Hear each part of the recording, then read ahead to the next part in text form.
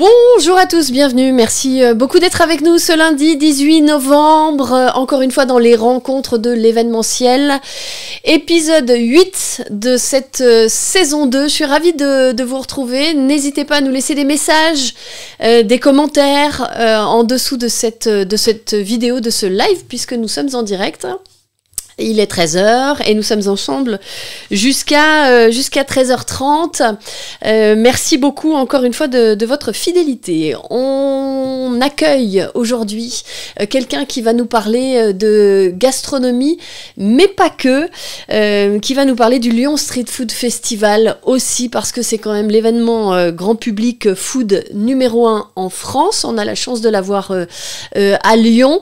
Il est organisé, managé par une agence qui s'appelle l'agence Nomad Kitchens. La directrice adjointe est avec nous. La voici, c'est Marie Rouchouz. Bonjour Marie, merci d'être avec nous. Bonjour Marilyn, merci de m'accueillir. Alors, j'ai fait une présentation un petit peu rapide, on entre par le Lyon Street Food Festival, mais Nomad Kitchens, c'est beaucoup plus que ça. On va en parler des différentes activités de l'agence. Je voudrais qu'on parle de toi, peut-être d'abord, Marie, tu es directrice adjointe, c'est-à-dire que tu es un peu le bras droit d'Aymeric Richard et Thomas Zimmerman, finalement, qui sont les fondateurs, les cofondateurs de Nomad Kitchen et du Lyon Street Food Festival. Est-ce que tu peux me dire un petit peu d'où tu viens? Quel est ton parcours à toi? Moi, j'ai un parcours un peu atypique. J'étais pas forcément destinée à l'événementiel au départ.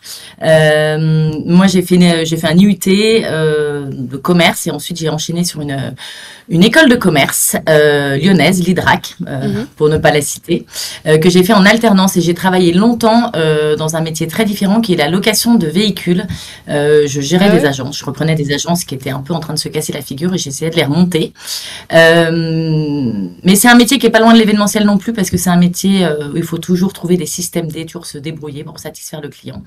J'ai adoré ces années-là et puis après j'ai fait une pause personnelle voilà, dans ma vie et puis j'ai eu la chance de rencontrer Thomas et Aymeric sur un événement et puis on a discuté et puis on s'est bien entendu et puis je cherchais quelqu'un à ce moment-là au début de l'aventure de Nomad Kitchens qui s'appelait à l'époque Food Trucks Gourmet et il cherchait quelqu'un vraiment pour les seconder sur tout un tas de sujets et c'est finalement ce que je continue de faire aujourd'hui. Alors depuis on a grandi, on a changé de nom. On a créé beaucoup de choses, mais je suis toujours là. Et donc aujourd'hui, je suis vraiment le bras droit d'Aymeric sur toute la partie opérationnelle. Tu as un profil très commercial finalement, peut-être moins food justement, moins cuisine. On va en parler du Lyon Street Food Festival qui accueille, je disais, le premier événement food en France, qui accueille des grands chefs, mais aussi des jeunes talents. C'est vraiment un événement qui fait beaucoup réfléchir, évoluer en fait tout cet univers de la food événementielle en particulier. Mais toi, c'est pas ton univers de base. Toi, c'est plutôt les voitures, ce qui est quand même pas tout à fait pareil. Oui, effectivement, mon univers de base, c'est pas du tout la gastronomie ni la food, même si j'aime beaucoup cuisiner, mais je n'y passe pas assez de temps, en tous les cas. Mais effectivement, moi, je suis vraiment, moi, j'ai plutôt une casquette très commerciale, très organisationnelle, très opérationnelle. Et du coup, la food, c'est venu aussi un peu avec ce métier. Donc, je m'y intéresse de plus en plus. Mais pour ça, c'est le pro de la street food, c'est Aymeric Richard et Thomas Zimmerman. Les deux aujourd'hui qui sont plus aptes que moi à en parler en tous les cas dans le détail. Explique-moi un petit peu Nomad Kitchen, donc l'agence qui est derrière le festival. Quelles sont les différentes activités? On va le voir. Il y a même aujourd'hui des lieux à Lyon qui sont ouverts par Nomad Kitchen, l'ascensoir et puis anciennement le bus café, le Velcro. Dresse-moi un peu le portrait de l'agence aujourd'hui. Donc, Nomad Kitchens, on est vraiment une agence, c'est-à-dire qu'on a développé beaucoup d'activités. La base, ça reste la street food, c'est vraiment l'ADN de l'agence. Mais aujourd'hui, l'objectif, c'est de déployer et de créer des concepts autour de la restauration très innovants. L'objectif, c'est vraiment d'innover autour de ces métiers-là. Notre métier un peu historique, c'est un métier de restaurateur événementiel. Donc, on va créer des food courtes qu'on va installer notamment pour de grandes organisations. On travaille par exemple au groupe Ama Stadium, on travaille pour des salons professionnels. Le concept, c'est toujours le même. On installe un bar et des concepts de restauration autour. Donc, ça peut être des food trucks, mais ça peut être aussi des chefs qui cuisinent derrière des stands. D'accord, c'est ce que tu appelles les food courtes. C'est ça. C'est en fait, c'est un pôle, un espace food. Hein, oui, c'est un espace food et comme dans tous les food courts qu'on retrouve aujourd'hui à Lyon ou dans d'autres villes, c'est d'avoir des typologies de cuisine très différentes. Voilà. Ouais. De pouvoir choisir, par exemple, je vais prendre mon entrée chez un asiatique, mon plat principal chez un food truck de burger, par exemple. L'objectif, c'est de pouvoir goûter à toute typologie de cuisine. Ouais, la cuisine a bien évolué dans la street food. Mais justement, est-ce que tu peux d'abord, peut-être avant de rentrer dans le détail, de détailler un peu les activités de Nomad Kitchen, parce qu'il n'y a pas que ça, vous êtes aussi traiteur. Qu'est-ce que c'est la street food précisément? Comment vous la décrivez, vous? Qu'est-ce que... La street food, comme son nom l'indique, c'est de la cuisine qu'on mange debout dans la rue. Voilà. La street food, elle vient essentiellement d'Asie, elle vient aussi d'Amérique du Nord, des États-Unis. Et aujourd'hui, elle est arrivée en France il y a quelques années. Au départ, on la retrouvait avec l'émergence des premiers food trucks qui sont arrivés en France. Et puis après, elle s'est, on va dire, démocratisée en France. Mais c'est vrai qu'en France, on a une culture de la nourriture, de la gastronomie qui est très classique. C'est culturel en fait. Voilà, donc on s'assoit autour d'une table, on se sert, on a une entrée, un plat, un accompagnement, un dessert. Et puis l'évolution des mentalités, l'évolution aussi de la vie active fait que la street food, elle a réussi à prendre sa place en France, c'était pas forcément simple, et notamment à Lyon, dans la capitale de la gastronomie. Et aujourd'hui, la street food, elle va aussi avec l'évolution de nos mentalités, la mondialisation. Il y a des années, on savait pas ce que les gens mangeaient dans d'autres pays. Aujourd'hui, via les réseaux sociaux, via Internet, etc. En fait, on a accès à tout ça, et donc ça donne envie, et on a envie aussi nous-mêmes d'y goûter. Ouais. Il y a un peu tout aujourd'hui en street food. En fait, on est vraiment passé du camion, de la baraque à frites à quelque chose d'hyper innovant. Quand on va dans des événements aujourd'hui, en particulier sur la métropole de Lyon, il faut quand même le dire, c'est très urbain comme tendance.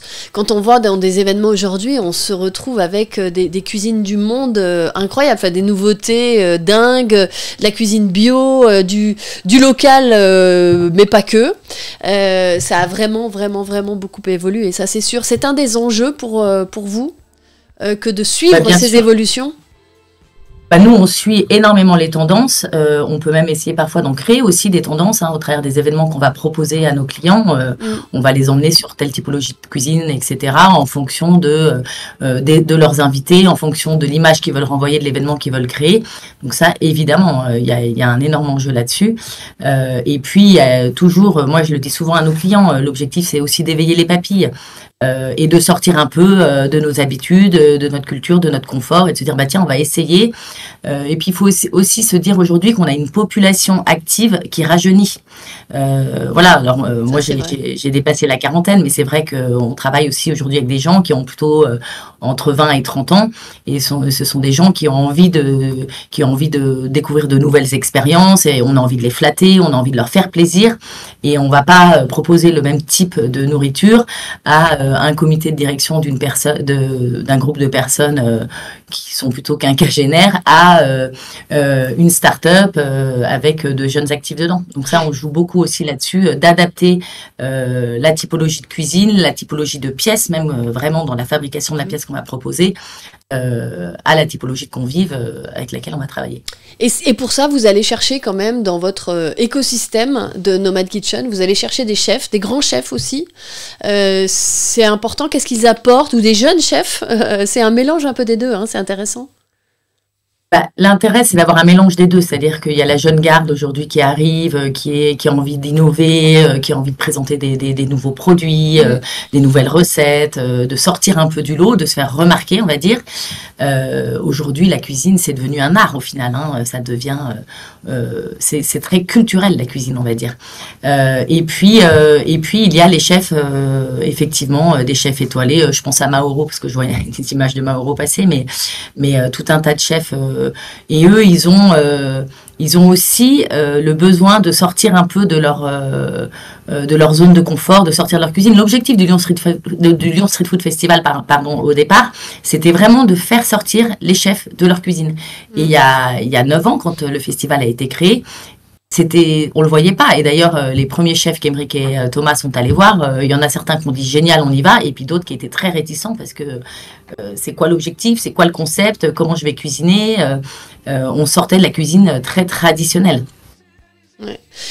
Alors, on va peut-être revenir à Nomad Kitchen et aux activités de Nomad Kitchen maintenant. Tu as dit au départ, il y avait une activité. L'envie, c'était d'installer un peu cette street food partout, dans les événements, dans les événements en particulier, hein, je pense.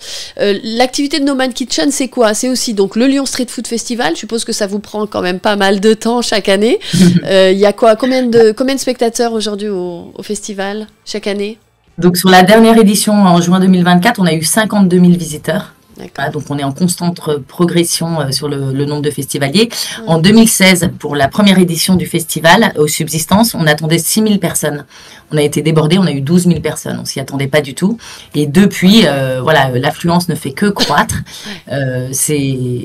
C'est très challengeant, hein, vraiment. Voilà. L'objectif. Il y a un moment où peut-être que le festival atteindra 100 000 personnes. On ne sait pas, mais en tous les cas, on sent qu'aujourd'hui cette typologie d'événements plaît. Pourquoi? Parce que le festival, c'est pas que de la food. Alors oui, il y a les chefs, oui, il y a la food, mais il y a toute une dimension culturelle, il y a toute une dimension en musique. En fait, c'est un triptyque, hein, c'est food, culture et musique, le festival. Et donc ça aussi, il y a un attrait des festivaliers pour venir découvrir des nouvelles cultures, venir voir des artistes, venir voir des shows. Il y a tout un tas de choses à faire. On s'ennuie jamais sur le Lyon Street Food Festival. Il y a toujours quelque chose à voir. Il y a de la résistance de la part de grands chefs, par exemple, ou d'une partie de la population. Est-ce que tu sens ça, toi, vis-à-vis de cette nouvelle tendance Parce que c'est une nouvelle tendance de restauration, en fait. Hein. Vous prenez aussi un marché, hein, qui était le marché des traiteurs, là, en l'occurrence. Pas forcément sur le Lyon Street Food Festival, mais quand même. Alors, il y a de la réticence. Alors, sur le Lyon Street Food Festival, il y a pas de réticence il y a pas de résistance parce que les gens viennent vivre une expérience. Et c'est vraiment ce qu'ils trouvent sur le Lyon Street Food Festival, une expérience. Moi, je dis souvent ce terme de 360 degrés, mais vraiment sur le festival, on vient vivre quelque chose, que ce soit entre amis, en famille, avec nos enfants, avec nos grands-parents. On arrive à vivre une expérience qui est vraiment incroyable. Après, oui, sur le fait de mettre la street food au cœur des événements, et là, je pense plutôt sur le B2B, donc sur notre métier de traiteur événementiel. On a vraiment créé ce métier il y a 10 ans maintenant, avec un objectif de mettre de la street food au cœur des événements pro, ce qui n'existait pas du tout. Nous, notre concept, c'est de travailler avec un écosystème de chefs. Donc, si on est à Lyon, on travaille avec un écosystème de chefs lyonnais.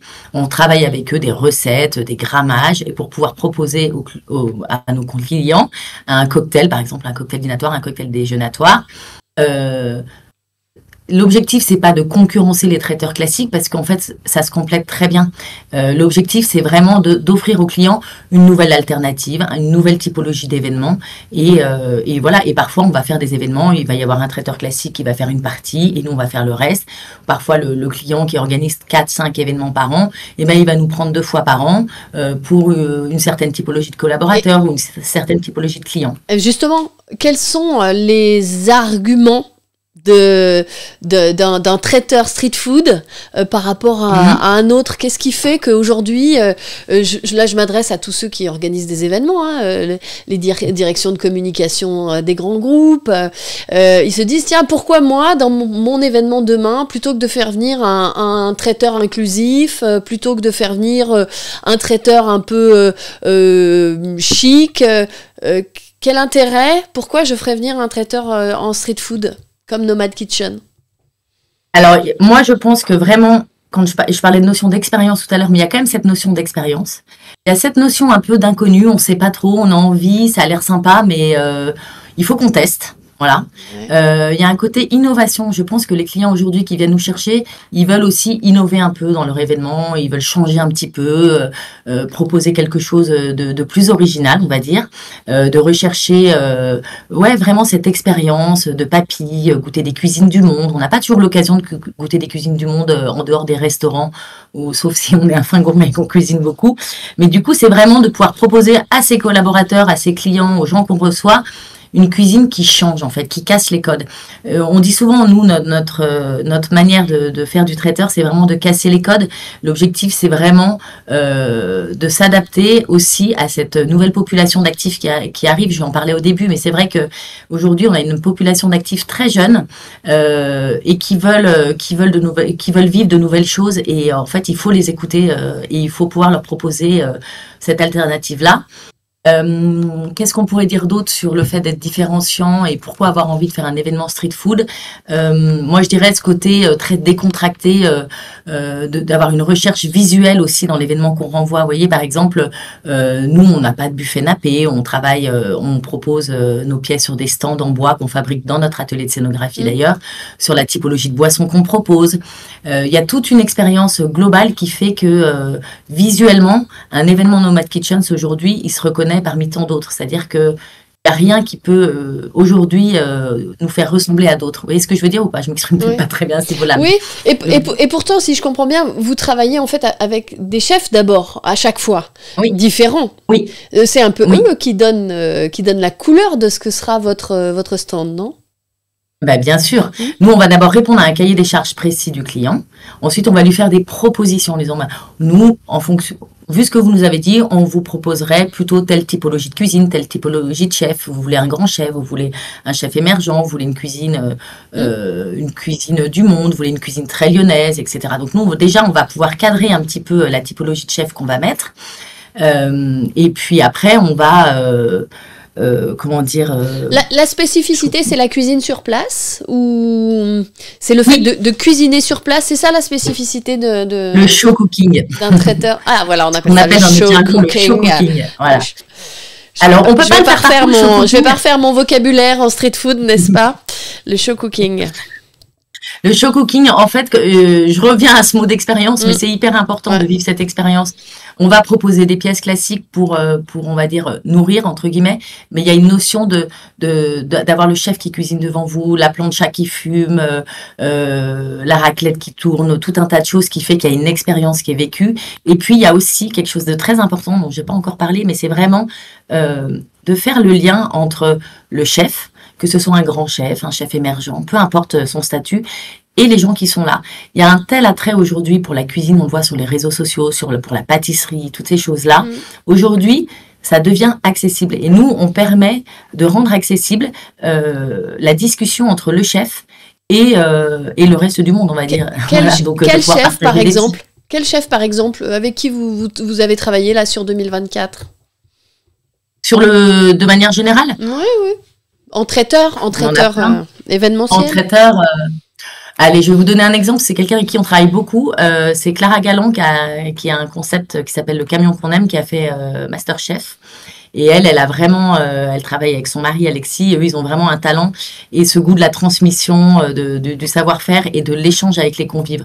Aujourd'hui, c'est pas un plateau de pièces qui traverse une salle. Aujourd'hui, c'est un chef qui est là et qui va raconter une histoire, qui va raconter d'où il vient, qui va expliquer comment il cuisine. Et ça, c'est vraiment quelque chose de très nouveau qu'on trouve aujourd'hui sur les événements et qu'on ne trouvait pas avant. Qu'est-ce que vous donnez comme cahier des charges à vos chefs?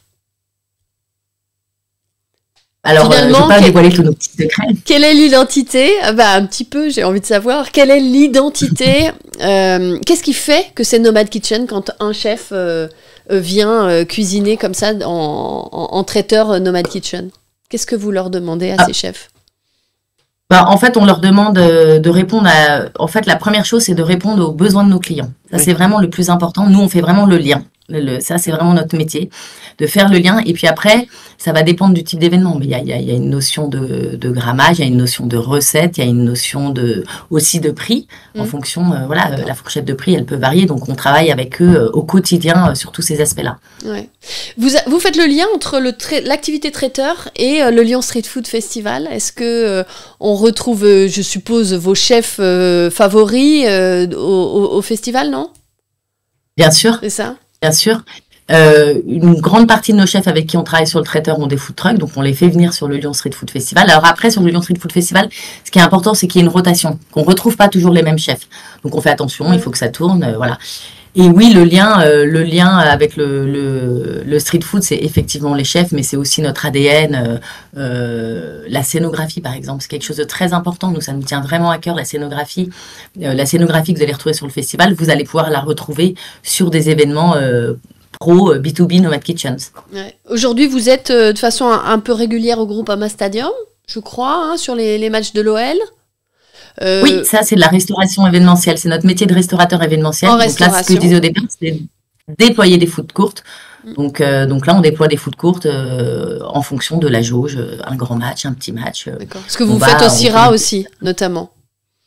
Oui, le CIRA. Donc oui, à Eurexpo.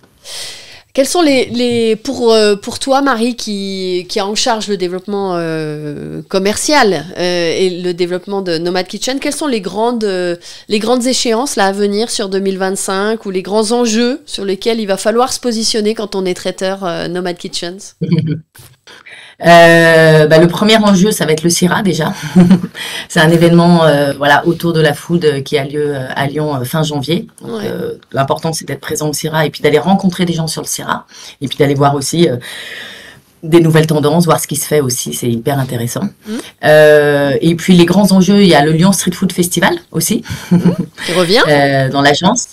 L'enjeu sur le métier de traiteur, c'est de continuer à développer notre métier, de se faire toujours plus connaître, d'aller rencontrer de nouvelles personnes, voir de nouveaux clients, étoffer notre écosystème de chefs. C'est toujours la même chose en fait. Plus on a de typologies de cuisine à proposer, plus on a de chefs à proposer, plus on a de choses à proposer à nos clients. Voilà, pour nos objectifs. Après, il y a des choses qui restent encore un petit peu secrètes. J'imagine bien. On va parler de la sédentarisation aussi de Nomad Kitchen parce que dans votre stratégie, vous avez décidé, alors c'est assez récent je crois, ça date, ça fait un an peut-être, 1 an et demi maintenant. Vous avez un peu plus sur l'ascensoir. Vous avez décidé de créer des lieux, d'ouvrir des lieux un peu chartés. Nomad Kitchen, c'est l'ascensoir et le velcro. Pourquoi choisir d'investir? Parce que c'est aussi une dépense que d'avoir un lieu. Qu'est-ce que ça apporte? L'objectif, c'était nos activités, elles sont ultra événementielles. Alors on adore ça, c'est grisant l'événementiel. Mais l'objectif, c'était aussi de sédentariser un peu nos activités et puis de s'implanter dans le territoire lyonnais. Voilà, donc ça c'était important. Et puis après, c'est un peu par opportunité. Ça vous sert à quoi? Ça vous apporte quoi? Si ce n'est d'avoir un loyer, si ce n'est d'avoir un loyer à payer maintenant tous les mois. Et des équipes aussi qui sont dédiées. Sédentariser, c'est toujours un peu de grandir et puis d'avoir plusieurs choses à proposer à nos clients. Aujourd'hui, c'est hyper intéressant de dire à un client, on a le lieu événementiel, on a les chefs, on a le savoir-faire. On vous offre quelque chose de complètement packagé. Vous n'avez rien à faire, on s'occupe de tout. Ouais. Voilà, c'était vraiment ça. Et puis c'est toujours dans notre volonté de développement, dans notre volonté de s'implanter dans le territoire, et ça nous tient vraiment à cœur. Aujourd'hui, un lieu comme le Velcro, pour les plus anciens, on a connu le Bus Café, voilà, qui est un lieu qui est le long des quais du Rhône. Le long des quais du Rhône, le long de la Via Rona, de refaire vivre ces lieux, c'est grisant en fait de pouvoir s'implanter là, et puis de mettre un peu notre patte. Dans des lieux. En fait, aujourd'hui, notre patte, on la met en one shot, vraiment sur de l'événementiel, sur un événement qui va durer 2 heures, 3 jours, 1 semaine. Mais c'est tout. L'objectif, c'était de pouvoir le faire à l'année. La patte Nomad Kitchens à l'année. Voilà. Et c'est ce qu'on a fait au Velcro. Ouais. Il y a une culture qui est derrière Nomad Kitchen et derrière le velcro notamment. On voit bien d'ailleurs sur la page d'accueil là de votre site internet, c'est le velcro Bistro Vélo. Vous avez monté ça avec les Ateliers de l'Audace, qui est une start-up association autour du vélo et des cyclistes. Donc pourquoi qu'est-ce que ça dit de l'agence? De ce que vous voulez faire alors déjà, il y avait un objectif, c'est qu'on est le long de la Via Rona, il y avait un lien à faire entre la food et le vélo. Donc, il fallait trouver ce lien. Thomas l'a très bien fait en s'associant avec les Ateliers de l'Audace, qui est effectivement un atelier de réparation de vélos et qui fait de la réinsertion professionnelle surtout. Très important. Et après, quelle est la patte? Nous, notre patte, c'est d'être toujours un petit peu décalé, de proposer des choses. Je reparle toujours d'expérience, mais on en revient toujours là. Mais c'est de vivre cette expérience en fait. Au Velcro, vous retrouvez ce côté un peu culturel au final de pouvoir. Il y a la food, mais il n'y a pas que ça. Il y a plein de choses qui se passent. En fait, l'objectif c'est de rassembler les gens autour d'une table. Mais pourquoi? Pour tout un tas de valeurs. Et c'est vraiment de fédérer. Et c'est ce qu'on aime aujourd'hui, c'est parfois on est un peu dans le marasme ambiant de l'actualité, de choses comme ça. Et bien nous l'objectif c'est aussi de faire un peu oublier tout ça et de faire passer aux gens, à nos invités, aux convives des bons moments où on oublie un peu tout le reste. C'est votre défi là sur le Lyon Street Food Festival d'ailleurs, de créer un peu cette culture au-delà de la gastronomie, au-delà de la food, qu'elle soit street ou pas street d'ailleurs, mais c'est le défi que vous avez à relever pour les prochaines éditions. Comment vous vous y prenez d'ailleurs pour la construire? En fait, le festival, il va déjà bien au-delà de la street food depuis le départ. Il y a toujours eu cette volonté d'avoir un volet très culturel, d'avoir un volet très musical. Et mais d'ailleurs, je crois qu'au départ, il me semble, avant le Lyon Street Food Festival, c'était plutôt un festival de musique qui était prévu de monter, non? Alors, la vraie histoire, c'est que Émeric Richard, étant un passionné de musique, voulait au départ créer un festival de rock. De rock, hein. Voilà. Ouais. Il n'a pas pu le faire pour diverses raisons. Et donc, au final, c'est un festival de street food qu'il a créé. Mais du coup, le volet musical, il est hyper important pour Émeric, mais il est hyper important aujourd'hui pour le Lyon Street Food Festival, de manière générale, pour ce qu'on propose à nos festivaliers. On vient, on boit une bière. Ben, on a été déconnecté. Je vais essayer de la récupérer. Je vous fais patienter juste quelques instants. Le temps de voir revenir. Ça y est, elle est de retour, je pense, Marie. Moi, je vous entends très bien. Eh ben voilà, ça y est, je t'ai retrouvée, pas de souci. Ouf, merci beaucoup, la technique. Oui, on était en train de... On t'a coupé en pleine phrase. Je suis vraiment navrée. On était en train de terminer aussi cette interview. Je vois qu'il est déjà 13h30. J'avais quand même une dernière question, moi, à te poser sur l'évolution aussi de votre défi pour le Lyon Street Food Festival. On est en plein dans une actualité marquée par la crise des agriculteurs, la crise agricole. Il y a un vrai lien entre la crise agricole, l'alimentation et la street food. Est-ce que c'est contradictoire ? Est-ce que vous vous opposez un peu agriculteurs et street food, donc culture du monde, ou pas du tout ? Pas du tout, parce qu'aujourd'hui, la base de la cuisine, c'est du légume, c'est de la viande, c'est des céréales, et toutes ces choses-là, on les retrouve en France, on les retrouve chez nos chers agriculteurs. Moi, je suis très attachée personnellement à l'agriculture, et tous ces produits-là, aujourd'hui, on peut les retrouver. Non, au contraire, c'est un défi commun. Parce qu'aujourd'hui, on peut faire de la street food culturelle, aller chercher et surprendre avec du produit local. Eh bien... Évidemment, on a plein de chefs qui font ça. Moi, j'ai le souvenir d'une chef qui avait fait au festival une recette qui était servie dans une feuille de chou. J'ai trouvé ça génial. Et on n'a plus de contenant. Et la feuille de chou, on peut même la manger si on a envie à la fin. Voilà, c'est la nouveauté. C'est ce que j'adore, moi, dans la street food. Merci beaucoup, Marie, pour cet échange, malgré la coupure juste un peu avant la fin. Merci pour cet échange. Et puis, rendez-vous le festival, le prochain, édition 2025, c'est pour quand ? Eh ben, ce sera du 25 au 29 juin. Et nouveauté cette année, on sera ouvert dès le mercredi soir. C'est plus 4 jours, mais c'est 5 jours. Ok, très bien. Et toujours aux grands locaux ? toujours aux grandes locaux. C'est parfait, c'est noté. On se donne rendez-vous là-bas. Merci beaucoup pour cet échange, Marie. Merci Marilyn. À très bientôt. À bientôt. Vous tous également qui nous suivez. On se donne rendez-vous bien sûr la semaine prochaine avec une nouvelle invitée. On va parler de rigologie. Je ne sais pas si tu connais, Marie, la rigologie. Si, j'en ai déjà fait. C'est vrai? Moi qui aime beaucoup rire. Ouais, c'est génial. Et ben voilà. Et ben pour vos événements aussi, et notamment les événements d'entreprise, la rigologie, c'est une très belle chose. Elle nous en parlera la semaine prochaine, Valérie Desvignes, sophrologue et rigologue. Merci à tous. Merci encore une fois à toi. Salut à tous. Bonne semaine. À bientôt. Au revoir. Merci.